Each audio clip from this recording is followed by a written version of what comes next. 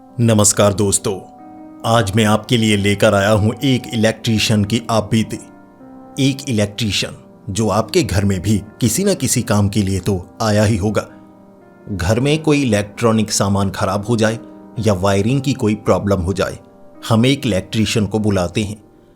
लेकिन आप सोच रहे होंगे एक इलेक्ट्रीशियन के साथ कोई भूतिया घटना कैसे ही हो सकती है, क्योंकि उनका तो काम कुछ अलग होता है। ये दुनिया बड़ी रहस्यमय है। जब आपको लगता है कि आपके साथ कुछ नहीं हो सकता, तभी आपके साथ कुछ ऐसी घटना होती है जो आपको पूरी जिंदगी याद रहती है। नहीं यकीन तो इस वीडियो को पूरा देखिएगा, आपको यकीन हो जाएगा। तो अब ज्यादा समय ना बर्बाद करते हुए सीधे इस कहानी की तरफ बढ़ते हैं। तो ये कहानी है उत्तर प्रदेश के लखनऊ शहर के रहने वाले गौतम जी की। गौतम जी पेशे से एक इलेक्ट्रीशियन है और वो एक दुकान पर काम किया करते थे, यानी किसी और की दुकान थी, उस पर काम किया करते थे और उन्हें तनख्वाह मिला करती थी। लेकिन कब से वो अपनी दुकान खोलना चाहते थे। पहले एक बार कोशिश की थी उन्होंने। शहर के एक सस्ते से इलाके में उन्हें एक किराए पर दुकान मिल गई थी। 2-3 महीने उन्होंने काम किया और उनसे किराया निकालना भी बड़ा मुश्किल हो रहा था। फिर उन्हें समझ में आया कि ऐसे काम नहीं चलने वाला।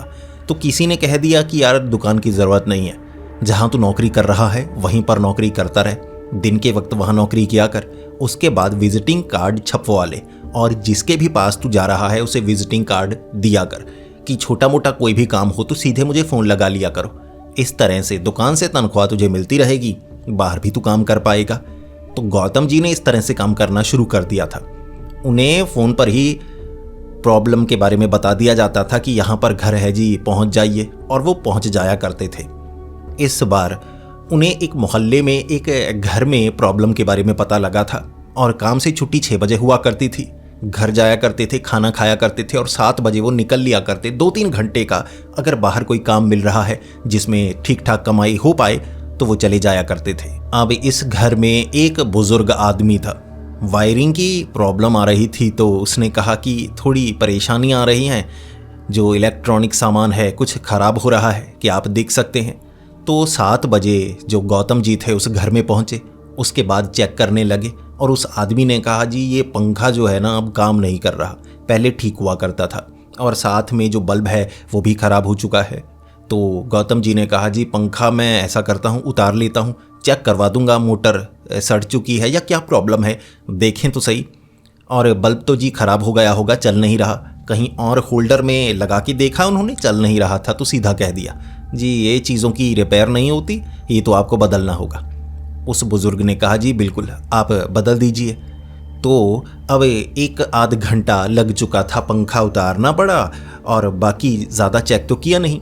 जो गौतम जी थे उन्होंने कह दिया मैं बाहर से चेक करवा दूंगा और कल अब फिट कर दूंगा, क्योंकि अब तो मैं पंखे की रिपेयर कर नहीं पाऊंगा। तो दुकान पर से पंखा गौतम जी ने रिपेयर करवाया। सच में फॉल्ट था उसमें, पंखा काम करने लगा था। एक बल्ब लिया, LED बल्ब, जो कि उन्होंने वहाँ पर लगा दिया, पंखा सेट कर दिया और उसके बाद उस आदमी को कहा जी इतना बिल बना। ठीक ठाक बिल बनाया करते थे गौतम जी। उस आदमी ने खुशी खुशी पैसे दे दिए। अब 2-3 दिन बाद वो बूढ़ा आदमी कहने लगा जी अब दूसरे कमरे का ना पंखा ख़राब हो गया है जी, उस कमरे में भी कुछ परेशानी आ रही है, क्या आप देख सकते हैं। तो इस पर गौतम जी ने कहा जी मैं आता हूँ, फिर 7 बजे मैं आपके पास पहुँच जाऊँगा।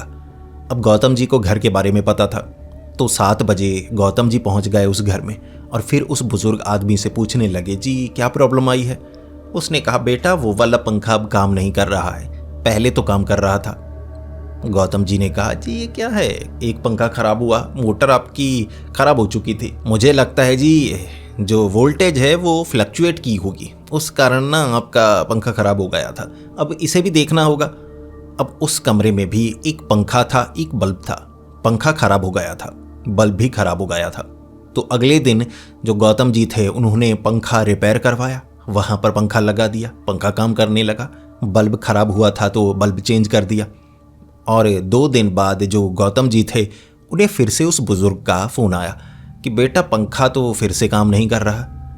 तो गौतम ने कहा जी मैं 7 बजे देखता हूँ आकर। गौतम जी उस घर में 7 बजे पहुँचे। अब जो नया पंखा ठीक करवाया था ना उसमें फिर से कोई फॉल्ट आ गया था। तो गौतम जी ने पंखा उतारा और कहा, अरे ये क्या हो गया, ये वाला तो अभी ठीक किया था। तो सामने वाला कस्टमर भी कहेगा कि ये क्या आपने गलत ठीक कर दिया, इतनी जल्दी ख़राब हो गया। तो गौतम जी ने दुकान पर जब चेक किया तो सच में वायरिंग में फॉल्ट था और ऐसा लग रहा था जैसे वायरिंग अंदर से पंखे की कट गई हो।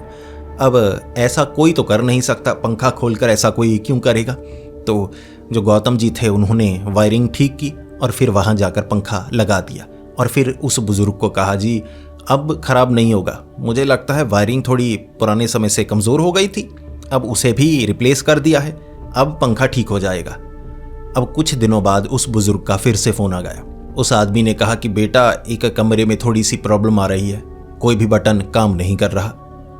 फिर गौतम जी उस घर में पहुंचे और उस बुजुर्ग ने एक कमरा दिखाया कि बटन उस कमरे का काम ही नहीं कर रहा था। और उस दिन गौतम जी ने कहा, जी मुझे लगता है आपके घर में ना वोल्टेज फ्लक्चुएशन की प्रॉब्लम है, मुझे अच्छे से चेक करना होगा, आज थोड़ा ज़्यादा समय लगा कर जाऊँगा। ऐसे तो आपका इलेक्ट्रॉनिक सामान जी खराब होता रहेगा, आप कितनी बार रिपेयर करवाएंगे। गौतम जी ने बटन चेक किए, बटन काम नहीं कर रहे थे, जो शू होता है प्लग वो भी सही से काम नहीं कर रहा। तो गौतम जी अच्छे से चेक करने लगे। अब वो आदमी भी साथ में ही था, थोड़ा सा चेक किया और गौतम जी ने कहा, जी ऐसा लगता है जैसे ये पिघल गए हैं, आपने क्या कोई हीटर वगैरह कुछ ऐसा लगाया था जिस कारण ये पिघल गए। तो वो आदमी कहने लगा, जी ऐसा तो कुछ नहीं है, पता नहीं। तो गौतम जी ने कहा, कोई बात नहीं, मैं चेक करता हूँ, मीटर से भी वोल्टेज चेक करूँगा, बाकी ट्रांसफार्मर में किसी तरह की प्रॉब्लम ना हो, क्या आसपास के घर में मैं पता कर सकता हूँ, बाकियों की ऐसी प्रॉब्लम तो नहीं आ रही। तो उस बुजुर्ग आदमी ने कह दिया कि ठीक है आप पूछ लीजिए, मैं आपके साथ चलता हूँ। गौतम जी ने आसपास के कुछ घरों में वोल्टेज चेक की, बाकी सबके घरों में सब कुछ ठीक था और सही से कहें तो इस घर में भी वोल्टेज वगैरह सब कुछ ठीक थी और किसी के ऐसी प्रॉब्लम आ नहीं रही थी। तो गौतम जी समझ नहीं पा रहे कि आखिर प्रॉब्लम आ कैसे रही है। अब वहाँ उन्होंने प्लग वगैरह जो चेंज करना था वो कर दिया। अब इसके कुछ दिन बाद वो बुज़ुर्ग का फिर से फ़ोन आया और जो गौतम जी थे उन्होंने उस बुज़ुर्ग का नंबर सेव कर लिया था कि दोबारा तो प्रॉब्लम आनी नहीं चाहिए। उस बुज़ुर्ग ने फ़ोन किया, बेटा एक और कमरे में प्रॉब्लम आ गई, मिक्सी चला रहा था, मिक्सर ग्राइंडर, तो वो ख़राब हो गई। इस पर जो गौतम जी थे वो कहने लगे, जी मैं 7 बजे पहुंचता हूं। जब 7 बजे गौतम जी उस घर में पहुंचे, उस बुजुर्ग को कहने लगे, जी रुकिए अब मुझे वायरिंग चेक करनी होगी, ऐसे तो आपका सारा सामान खराब होता रहेगा जी, मुझे लगता है वायरिंग में प्रॉब्लम है, तो इसके लिए ना कल रविवार का दिन है, मैं दुकान पर तो जाने वाला नहीं, छुट्टी ही होगी, तो आज रात ना यहाँ मैं अच्छे से टाइम लगाऊंगा और रिपेयर कर दूंगा, आप आराम कर लीजिए। उस बुजुर्ग ने कहा, बेटा मैं यहाँ नहीं रहता, पास में हमारा मकान है, मैं वहाँ रहता हूँ, रिपेयर के लिए यहाँ आ जाता हूँ, वैसे सब कुछ चलता रहना चाहिए, दिन के वक्त हम इस घर का इस्तेमाल करते हैं, रात को नहीं करते, तो मैं ज़्यादा समय रुक नहीं पाऊँगा। तो गौतम जी ने कहा, जी मुझे रुकना होगा, अच्छे से चेक करना होगा, क्योंकि मेरे पास शाम का ही वक्त होता है, दिन के वक्त मैं काम पर रहता हूँ। तो उस बुजुर्ग ने कह दिया कि बेटा तुम जैसे चेक करना चाहते हो कर सकते हो, लेकिन अपना ख्याल रखना। अब वो बुजुर्ग ये कहकर गया था कि अपना ख्याल रखना, तो गौतम जी को ऐसा लगा ही नहीं कि कोई खतरा हो सकता है या कुछ हो सकता है, इसलिए कह रहे होंगे कि मैं अकेला हूँ, बिजली का काम करूँगा तो मुझे थोड़ा सतर्क रहना होगा, तो ज़्यादा उन्होंने सोचा ही नहीं। उसके बाद गौतम जी वायरिंग चेक करने लगे और सारी लाइट्स वगैरह चला दी, पीछे से ही वोल्टेज चेक कर रहे कि वोल्टेज फ्लक्चुएट तो नहीं कर रही, ऐसा तो कुछ नहीं लगता। फिर उन्हें एक कमरे से लाइट ना फ्लक्चुएट करती नजर आई, जैसे एक बल्ब था जो फ्लक्चुएट कर रहा, ये नया एलईडी बल्ब था जो उन्होंने लगाया था, वो फ्लक्चुएट कर रहा था। तो जो गौतम जी थे उस कमरे में गए और देखने लगे। गौतम जी बड़े हैरान, उन्होंने जल्दी से बटन बंद कर दिया, अरे ये क्या, ये कैसे फ्लक्चुएट करने लगा। तो नीचे से उन्होंने बोर्ड खोल लिया कि यहाँ वायरिंग में प्रॉब्लम लगती है, कौन सी वायर है इसकी, उन्होंने चेक किया वायर को, तो पता लग गया ये वायर है, यहाँ से तो ठीक ही लगती है। अब उन्होंने वायर निकाली हुई थी, वायर निकाली हो तो बल्ब जलना नहीं चाहिए। जब ऊपर से बल्ब जलने लगा ना, तो गौतम जी ने ऐसे देखा बोर्ड की तरफ, अरे यार ये वायर ही अलग है, कहीं और से भी लगी है मुझे लगता है, ऊपर से खोलना पड़ेगा अच्छे से। तो गौतम जी ने ऊपर से खोला, वायर निकाली, अरे दो ही तो वायर हैं, एक न्यूट्रल वाली एक मेन लाइन, तो ये जल कैसे रहा था। फिर उन्होंने सोचा कि मैं ये वायर चेंज ही कर दूंगा, तो वायर चेंज करने के लिए ऊपर नई बांधी, खींची, चेंज कर दी, फिर लगाई भी नहीं था, बल्ब जलने लगा।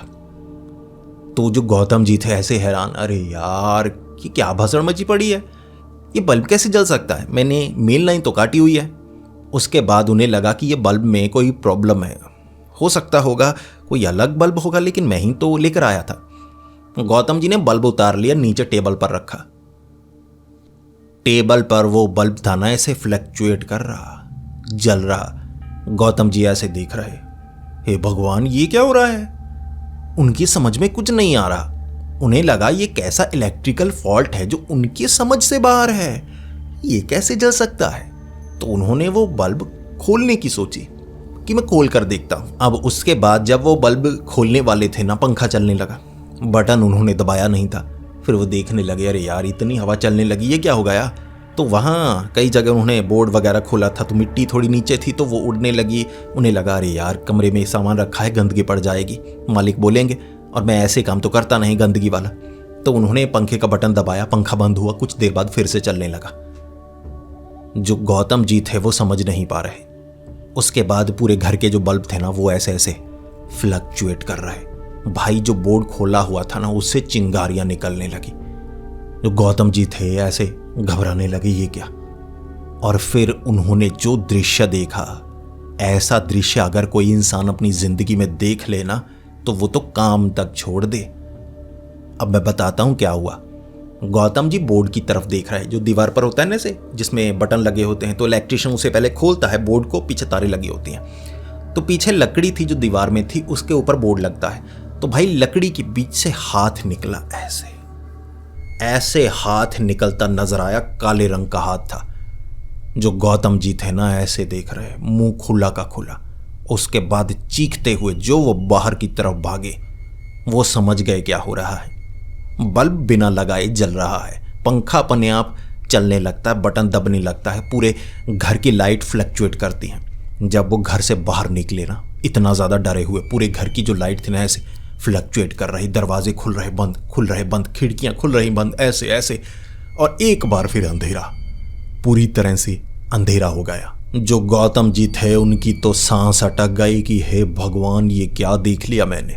और उसके बाद वो बुजुर्ग आदमी ने बताया था कि उसका घर कहाँ पर है। गौतम जी ने सीधे लगाया फ़ोन, जी पहुँच जाइए, मैं ये काम नहीं कर सकता। उसके बाद वो बुजुर्ग वहाँ पर आया और उसने पूछा कि क्या हुआ बेटा। तो गौतम जी ने कहा जी घर भूतिया है। मैं अब कैसे आपको बताऊं, आपको भी सुनने में अजीब लग रहा होगा। आप, मुझे नहीं पता मुझ पर यकीन करेंगे या नहीं। जो मैंने देखा ना वो साधारणतः हो नहीं सकता, ये किसी तरह का कोई मजाक नहीं हो सकता। मैंने सब कुछ अपनी आंखों से देखा जी, घर भूतिया है। आप घर के शुद्धिकरण का काम करवाइए, इलेक्ट्रिशियन को बुलाने से कुछ नहीं होने वाला। घर के शुद्धिकरण का काम करवाइए, उसके बाद देखिए जी। वो बुजुर्ग कह रहा था तुम्हें भी एहसास हुआ। अब वो बुजुर्ग उस घर में रात के वक्त एक आध बार रहा होगा, उसे ऐसा भ्रम हुआ। तो उसका बेटा जो कि विदेश में था, तो उस बुजुर्ग ने फ़ोन पर बताया होगा कि बेटे ऐसे ऐसे हुआ मेरे साथ। तो बेटा कहने लगा अरे पिताजी बूढ़े हो गए हो, आपका दिमाग घूमने लगा है, ऐसा कुछ नहीं होता। इलेक्ट्रिशियन ने बेटे से बात की, वो जो बुजुर्ग था, कि भाई साहब अपने पिता को जिंदा देखना चाहते हो या नहीं। बुजुर्ग आदमी है तो बातों पर यकीन करना चाहिए। मैंने अपनी आंखों से ये देखा, मैं इलेक्ट्रिशियन हूँ और ये काम करने आया था, काम नहीं कर सकता। यहाँ रिपेयर करवाने से कुछ नहीं होगा, आप उतारा करवाइए, घर का शुद्धिकरण करवाइए। तो उस बुजुर्ग को भरोसा हुआ, उसके बेटे को भरोसा हुआ, फिर उन्होंने वो काम करवाया होगा। लेकिन उस बुजुर्ग ने दोबारा उस इलेक्ट्रिशियन को फ़ोन नहीं किया था, यानी कि गौतम जी को उस घर में उसके बाद क्या हुआ कुछ नहीं पता। लेकिन ये गौतम जी की ज़िंदगी का सबसे भयानक किस्सा था कि कैसे भाई हाथ निकला। और उसके बाद ना रात के वक्त काम जब भी वो करने के लिए जाते, अपने साथ किसी और को ज़रूर रखते।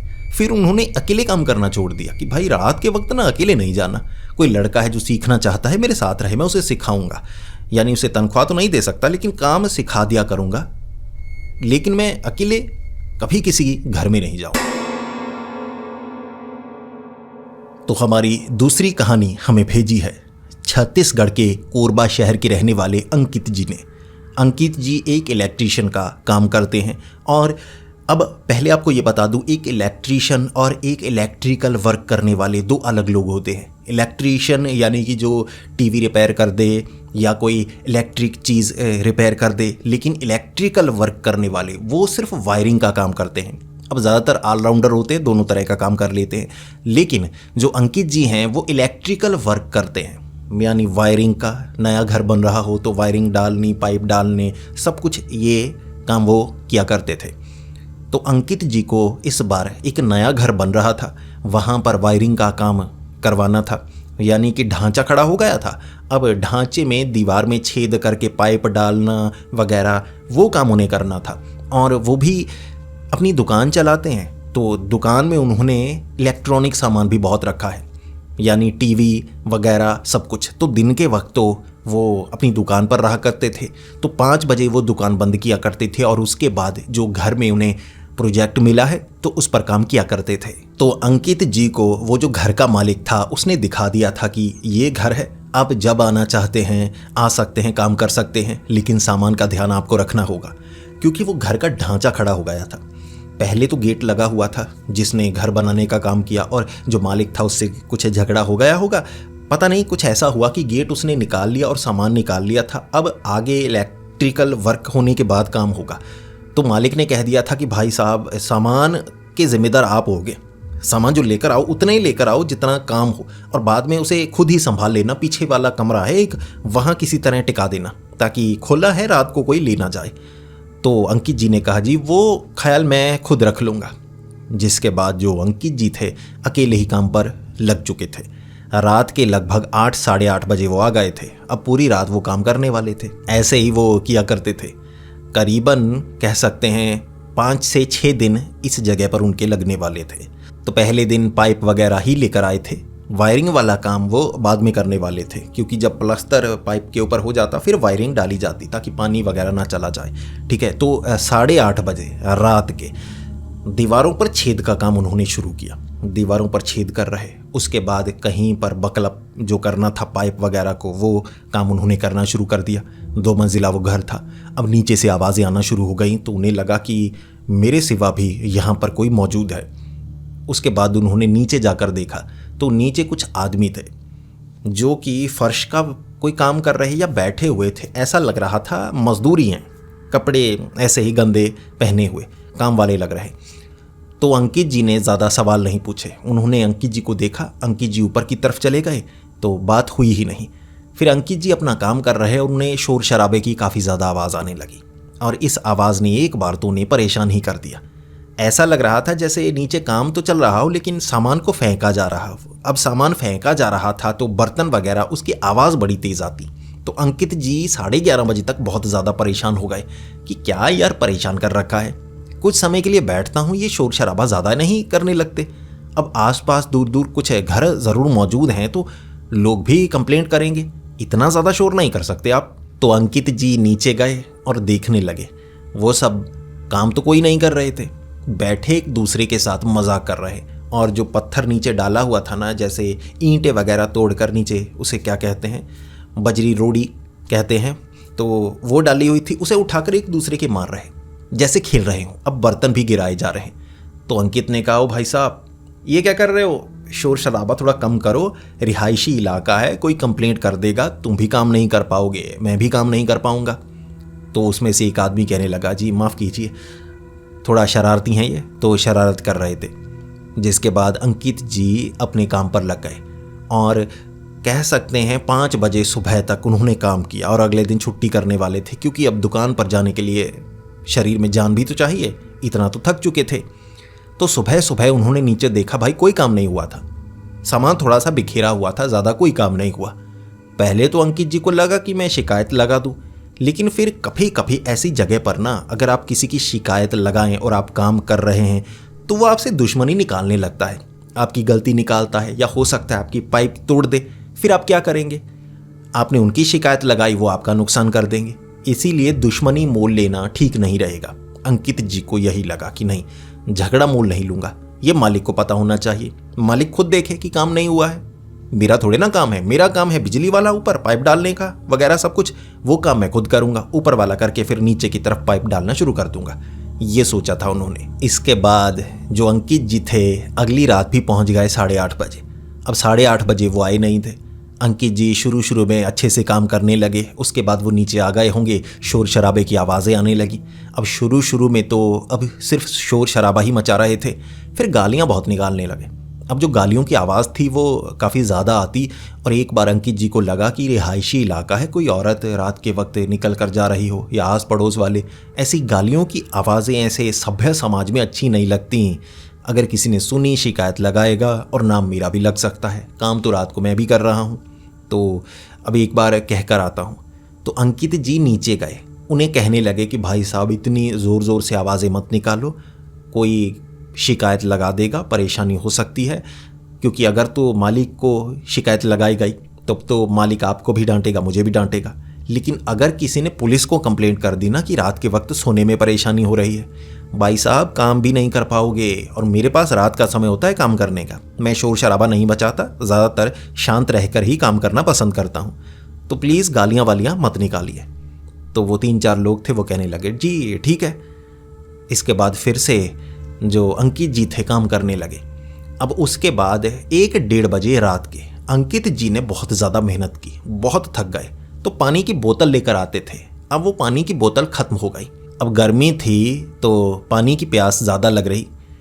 अंकित जी को लगा कि मैं पानी लेकर आता हूँ, लेकिन पानी लूँ तो लूँ कहाँ से, नीचे उनसे पूछता हूँ। तो इसके बाद अंकित जी नीचे गए और पूछने लगे, अरे भाई साहब पानी है आपके पास, मुझे पानी चाहिए था।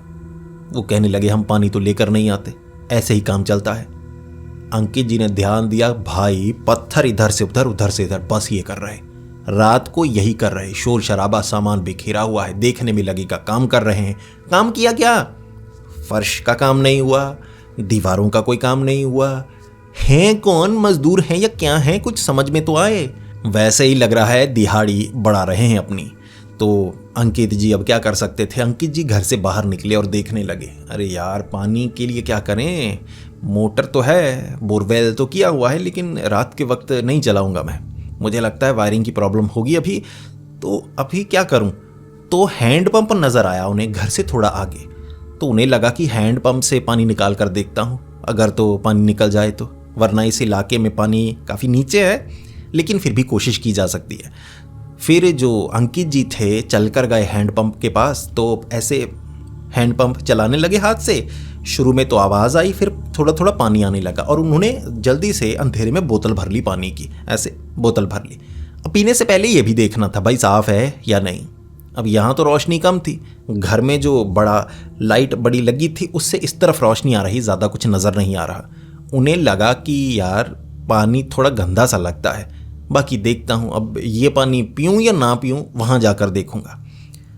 तो जब बोतल लेकर वो घर के करीब पहुँचे, भाई बोतल देखी, लाल बोतल। वैसे तो ट्रांसपेरेंट बोतल थी, लेकिन जो पानी था वो लाल रंग का था। उन्होंने ऐसे नीचे जो पानी था डाला, भाई पानी था ही नहीं, बदबूदार खून की तरह था, लाल लाल या किसी तरह का केमिकल। वो डर गए, जिसके बाद उन्होंने पानी पूरी तरह से उड़ेल दिया। और फिर उनकी उस हैंडपंप के करीब नज़र पड़ी, एक आदमी खड़ा, वो अंकित जी की तरफ ऐसे देखे जा रहा, और फिर अंकित जी से जैसे डर कर वहाँ से भाग गया, और अंकित जी उससे डर गए। भाई हैंडपंप के पास वो चलकर कब आया पता नहीं चला, भूत तो नहीं, और खून तो दिमाग में फिल्मों वाला सीन आ जाता है, भूत, खून निकला, अब मार डालेगा। तो अंकित जी भागे घर की तरफ। अब वो लोग जो बैठे हुए थे वो कहने लगे, भाई साहब क्या हुआ, आपकी आवाज़ थी वो चीखने की। अंकित को सांस चढ़ी, हाँ भूत देखा मैंने, बोतल में खून, ये वो बोला नहीं जा रहा, खून, भूत, खून, ऐसे शब्द बोल रहा है। उन्होंने शांत करवाया, भाई साहब क्या हुआ। तो अंकित ने बताया, यार हैंडपंप से पानी लिया, खून नजर आया, और वहाँ एक आदमी था, डर कर भाग गया। वो कहने लगे वो जगह भूतिया है, पानी ही होगा, खून बन गया, भूतिया जगह से पानी नहीं लेना चाहिए। तो अंकित जी इतना डरे उस जगह रात को गए नहीं। दिन के वक्त बाहर निकले, तब तक पानी नहीं पिया, ऊपर सो गए थे। तो सुबह सुबह निकले वो, जिसके बाद मालिक भी आ चुका था। तो अंकित जी मालिक से बात करने लगे, जी रात को काम करना बड़ा मुश्किल है जी, पानी वैसे तो मैं लेकर आता हूँ, लेकिन यहाँ कोई इंतज़ाम तो होना चाहिए। मालिक ने कह दिया कि पानी के लिए तो नीचे एक ड्रम भी रखा है, वैसे मैं वाटर कूलर में पानी भरवा दूंगा, चिंता की बात नहीं। तो अंकित जी ने कहा जी बाकी लोग भी हैं तो पानी थोड़ा ज़्यादा चाहिए होगा। तो मालिक ने कहा आप कह रहे थे अकेले काम करेंगे, आपके साथ और भी लोग हैं? अंकित ने कहा नहीं नहीं मेरे साथ नहीं, जो नीचे वाले फ्लोर में फ्लोरिंग का काम कर रहे हैं वगैरह वो। मालिक ने कहा नहीं नहीं कोई काम नहीं कर रहा, इस समय सिर्फ इलेक्ट्रिशियन का काम ही है, इलेक्ट्रिकल वर्क है, बाकी कोई नहीं। अंकित ने कहा जी नीचे कुछ लोग थे और रात को पता है मेरे साथ क्या हुआ, वो तो गवाह हैं। अंकित ने कहा जी भूतिया घटना हुई है, भूतिया। जो मालिक था वो तो डर गया, वो घबराता घबराता पूछने लगा क्या हुआ। तो अंकित ने कहा जी वो जो हैंड पंप है ना उससे खून निकला, पानी नहीं था वो, और वहां एक मुझे बुजुर्ग आदमी नजर आया, भूत था वो। जिसके बाद जो वो घर का मालिक था ना वो तो पहले से घबराया हुआ, और उसने कहा कि काम पर तो मैंने किसी को नहीं रखा।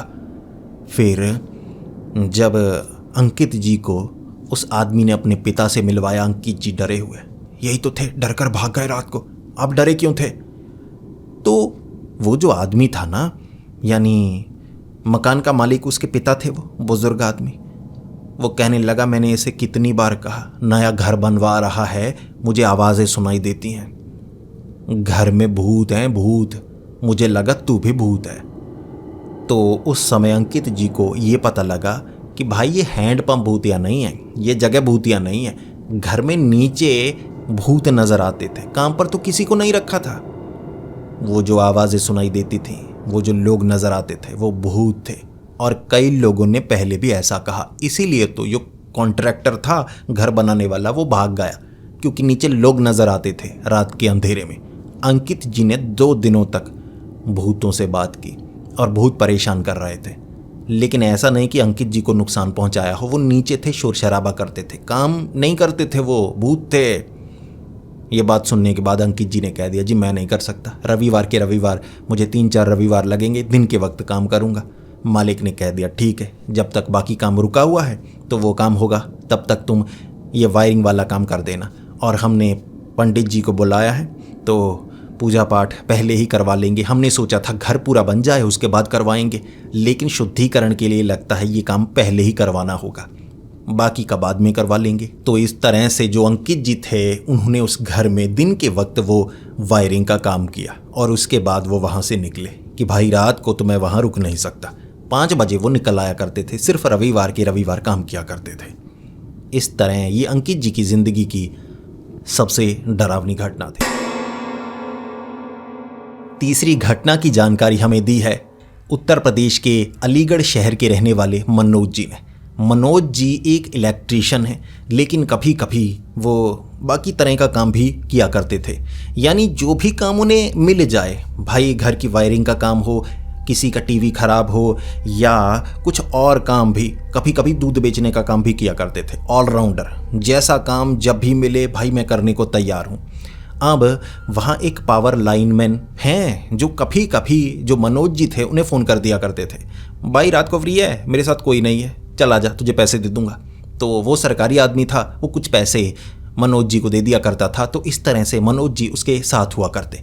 इस बार फ़ोन आया था उसका तो मनोज जी उसके साथ थे।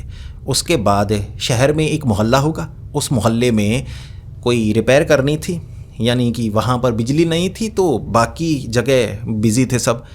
उस समय थोड़े कट ज़्यादा लग रहे थे, तो फॉल्ट भी ज़्यादा आ रहे थे, गर्मियों का मौसम था, तो लोग वैसे भी परेशान होते, ज़्यादा फ़ोन करने लगते, अरे जी पूरी रात निकाल लोगे क्या, बिजली नहीं आएगी आज, बिजली नहीं आएगी। तो वो अकेला था, उसने मनोज को लिया और बाइक लेकर वो पहुँच गए वहाँ। तो वहाँ फॉल्ट उन्हें पहले ही पता लग गया था कि भाई वायरिंग ऊपर से थोड़ी जली है, यहाँ से चिंगारियाँ निकली थी, इसकी रिपेयर करेंगे।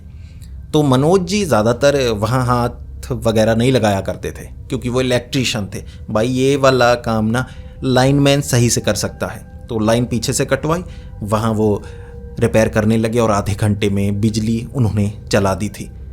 लेकिन जब पावर लाइनमैन नीचे उतरा ना, वो भी नया ही लड़का था जो 2-3 साल पहले इस काम पर लगा था, उसने कहा मनोज भाई यहाँ पर आए हैं तो थोड़ा एक और काम है, करेगा मेरे साथ? यार छोटा सा काम है, बहुत ज़रूरी है। तो मनोज जी ने कहा बताइए, कहाँ लाइन कट है कहीं पर? उसने कहा लाइन कट नहीं है, लेकिन थोड़ी काटनी है, आधा घंटा 1 घंटे के लिए। मनोज जी ने कहा भाई हम ठीक करने का काम करते हैं, हम खराब करने का काम नहीं करते। उसने कहा भाई खराब नहीं कर रहे, थोड़ा ठीक ही कर रहे हैं, मेरी बात समझने की कोशिश कर यार, वहाँ ना एक लड़की है, उससे थोड़ा बात करने का मौका नहीं मिलता। अब यही बहाना है, 2 बार मैं आ चुका हूँ, अब तीसरी बार कोई बहाना लगाकर बस थोड़ी बात करनी है, समझने की कोशिश कर। तो मनोज जी ने कहा भैया किस लाइन में आ गए आप, ये आशिक वाला काम पावर लाइनमैन बनकर ये समझ में नहीं आ रहा। तो उसने कहा भाई यार समझने की कोशिश कर। तो एक जगह खंबे से उन्होंने वायर सेट की होगी जिससे आगे लाइन कट गई, तो ऐसे ही चालाकी मार के थोड़ा सा कि आधे घंटे में ठीक कर देंगे, जितने में कंप्लेंट आएगी जी हम पहुंच गए, हम तो यहीं थे, ये वो। तो वो जो पावर लाइनमैन था वो खंबे पर ऊपर चढ़ा हुआ, अब आगे लाइन कटी थी, कुछ 3-4 घर होंगे वहाँ कटी थी।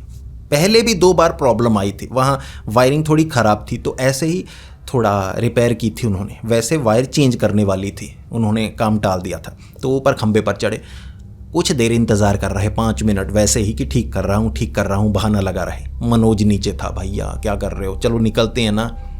तो जो साथ वाला घर था जहाँ खंबा था वो वाला घर, वहाँ एक लड़की निकल कर आई जो बिल्कुल साथ में खड़ी हो गई। अब इधर खंबे पर लगे हुए हैं वो पावर लाइनमैन, उधर लड़की है, फासला है 5 फुट का। अब वो फुसफुसाहट वाली आवाज़ में हल्का हल्का उस पावर लाइनमैन को कुछ कह रही। मनोज जी को साफ सुनाई नहीं दे रहा कि वो क्या कह रही है, इतना साफ था भाई, चक्कर चल रहा है साफ साफ। तो उस पावर लाइनमैन ने बताया था कि पहले जब वो ठीक करने आया तो लड़की ऐसे खड़ी हो गई उस घर से, पूछने लगी कब तक ठीक करोगे। तो जो वो लाइनमैन था वो बातें करने लगा, अब लड़की भी जवान थी वो भी जवान था, तो ऐसे बातें चलने लगी। दूसरी बार वो पावर लाइनमैन आया, वो लड़की फिर से आ गई, तो तीसरी बार फिर से ट्राई करना चाहता था कि भाई एक बार नंबर ले लूँ, फ़ोन नंबर ले लूँ, थोड़ी बात ही चल पड़े, थोड़ा इश्क परवान चढ़ जाए। तो इसीलिए वो पावर लाइनमैन ऊपर चढ़ा हुआ, तो मनोज जी नीचे ही थे सीढ़ी को पकड़े हुए। थोड़ी उनमें बातें होने लगी। उसके बाद वो पावर लाइनमैन कहने लगा कि रुक रुक मनोज मैं आ रहा हूँ, सीढ़ी पकड़ ज़रा। तो वो नीचे उतरे और मनोज जी को कहा चला दे पीछे से, ऊपर की तरफ कर दे, चला दे लाइट। तो मनोज जी दूसरी तरफ गए, खंबे से जो बटन सा बड़ा सा होता है ना उसे ऊपर की तरफ कर दिया। उसके बारे में मुझे ज़्यादा नहीं पता, लेकिन उससे आगे ना लाइट आ गई, तो सब कुछ ठीक। फिर वो लड़की घर के अंदर चली गई। अब जो मनोज जी थे उस लड़के को कहने लगे चलो चलो भाई चलो चलते हैं। उसने कहा नहीं यार रुक रुक, उससे बात हुई है, वो कह रही थी मैं थोड़ा पीछे आऊँगी। भाई देख अच्छे से पीछे बात हो जाएगी, यहाँ पर दूरी थी तो उसे नंबर लेना है बस, फ़ोन नंबर स्लिप पे डाल के दे देगी। ऐसे इस तरफ फेंकती तो कोई देख लेता, सामने सारे घर हैं, पीछे कोई घर नहीं है, तो उस तरफ कह रही थी कि पीछे आ जाओ, मैं थोड़ा सा मिलकर आता हूँ। जो मनोज जी थे कहने लगे भाई बात ही बना ली, ये क्या खंबे वाला प्यार, पहली बार सुना भाई। तो वैसे ही चलो यार इसकी बात बन रही है। मनोज जी सीढ़ी लेकर वहाँ खड़े हो गए और उसने कहा था कि तू खंबे को ना थोड़ा चेक करते रहना, कोई पूछे कह देना पावर लाइनमैन के साथ आया हूँ, तो ऐसा नहीं लगना चाहिए कि वैसे ही खड़ा है या कोई आशिक है वगैरह। मैं बस 5-10 मिनट में आ गया, तो 5 ही मिनट हुए होंगे, वो पावर लाइनमैन इधर आ रहा भागा भागा। तो भाई जूता पहना हुआ था उसने, जूता एक उतर चुका था, एक जूते के साथ भागा भागा आ रहा। अब चीखा नहीं, ऐसा लग रहा था जैसे भाई बिजली के ना झटके लगे हों, बाल बिखर चुके थे, शर्ट खुल चुकी थी, इतना डरा हुआ। मनोज जी के पास आकर कहने लगा निकल निकल निकल, मर जाएंगे निकल। मनोज जी को दिमाग भी आया भाई भसड़ मचा दी, घर में घुस गए होंगे, रात के वक्त थरक चढ़ी होगी दिमाग पर, ये क्या हरकत कर दी। वो पावर लाइनमैन कहने लगा निकल निकल निकल, तो आगे बाइक तक गए। मनोज जी बाइक चला रहे थे तो सीढ़ी कंधे पर, और पीछे जो लाइनमैन था उसने भी कंधे पर ऐसे सीढ़ी रखकर जाया करते थे। मनोज जी ने पूछा क्या हुआ भैया, पकड़ में आ गए क्या, कोई घर से बाहर आ गया? उसने कहा भूतनी है वो, लड़की नहीं है। इतनी भयानक थी ना, टांगे नहीं थी, ऐसे ऊपर से उड़ के दीवार से आगे आ गई। उसे देखते ही मेरी तो हालत पतली हो गई। तो इस तरह से वो भाग निकला पावर लाइनमैन और मनोज जी के साथ। अब कुछ समय बाद मनोज जी को पता लगा कि वो जो पावर लाइनमैन है दोबारा वहाँ आया होगा दिन के वक्त, तो पूछा कि वो घर तो भाई बंद है, लड़की नज़र आती है वहाँ। अब रात के वक्त पावर लाइनमैन रिपेयर करने आते हैं तो कोई बात ज़्यादा करता नहीं, लोग तो घरों के अंदर अपना इन्वर्टर लगा है, पंखा चलाओ और सो जाओ, लाइट नहीं है तो एसी नहीं चल रहा, लाइट आ जाएगी कुछ देर में। लेकिन दिन के वक्त लोगों ने बताया घर भूतिया है, तो पावर लाइनमैन ने मनोज जी को बताया। मनोज जी हंसे जा रहे, क्योंकि जिसके साथ बीतती है ना वो डरता है। बाकी अगर कोई साथ हो जिसके साथ घटना ना घटी हो, दूसरे को देखकर उसे हंसी आती है। लेकिन इतना तो था, वो जो पावर लाइनमैन था, अगर रात के वक्त किसी घर के आसपास अब रिपेयर करने के लिए जाता तो उसे यही डर रहता, भाई ऊपर से कोई ना आ जाए। लड़की नहीं होनी चाहिए, लड़कियों पर भरोसा नहीं किया जा सकता। ये उनकी जिंदगी की सबसे डरावनी घटना थी, मनोज जी के दोस्त की। लेकिन कह सकते हैं वो भी इलेक्ट्रिकल वर्क ही करते थे। तो दोस्तों, अब आप बताइए आपको ये कहानी कैसी लगी। प्लीज़ कमेंट्स में अपने विचार ज़रूर दीजिएगा। अगर आपको यह कहानी पसंद आई तो वीडियो को लाइक कीजिए, बहुत ज़्यादा पसंद आई तो दोस्तों के साथ शेयर कीजिए। ऐसी ही कहानियाँ सुनने के लिए हमारे इस चैनल को सब्सक्राइब कर लें। तो मिलते हैं अगली वीडियो में, तब तक के लिए डरते रहें।